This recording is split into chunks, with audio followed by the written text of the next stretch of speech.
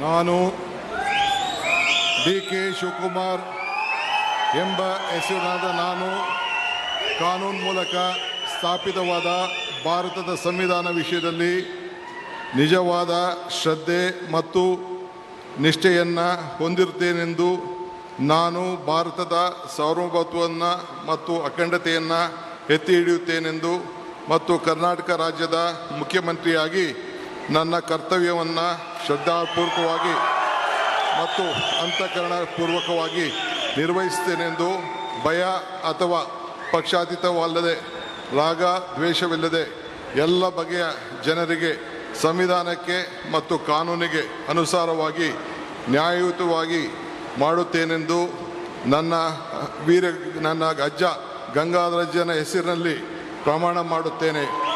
ಶ್ರದ್ಧಾಪೂರ್ವಕವಾಗಿ ಪ್ರತಿಜ್ಞೆಯನ್ನು ಮಾಡುತ್ತೇನೆ. ಮಾನ್ಯ ಮುಖ್ಯಮಂತ್ರಿಗಳು ಈಗ ಪ್ರಮಾಣ ವಚನಕ್ಕೆ ಸಹಿ ಮಾಡಲಿದ್ದಾರೆ.